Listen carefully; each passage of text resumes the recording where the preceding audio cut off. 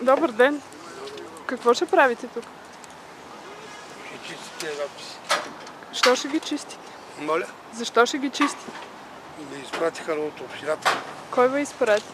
От общината. Ма кой точно?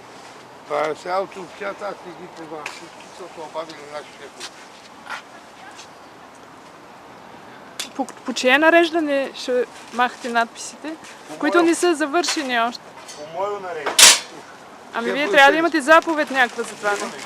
Имате ли? От кой тя? Имаме заповед. От кой? Ще махате ли синия надпис също? Не. Защо не? Синия надпис после ще го има. Първо червени. Аха. Кой ви е ръководителят тук? Познавам. Извинете, кой ви е ръководителят?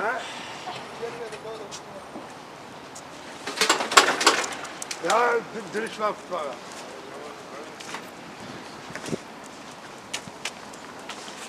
По чие нареждане сте тук? По на Бойко Борисов. Не знам по на кое. Не говоря на докара. Има заповед ли? Какво има нареждане? Не сега на докара, не е за. И какво ви казаха? Какво не кажа?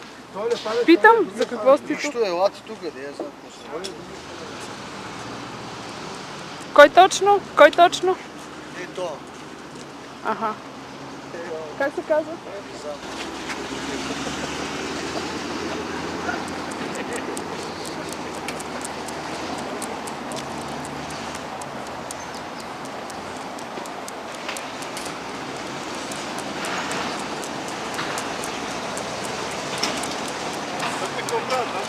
Да, какво ще правите тук?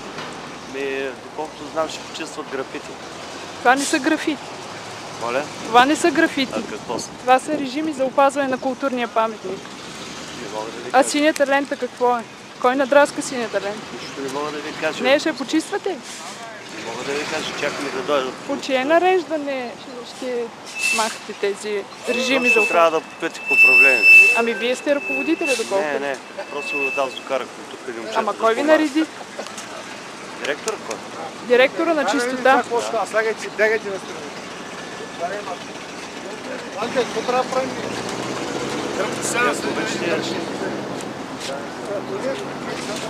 Кой ще махате вие, Саванка? Вие ще чисти стените, нали? Кой ще махате вие? Мале.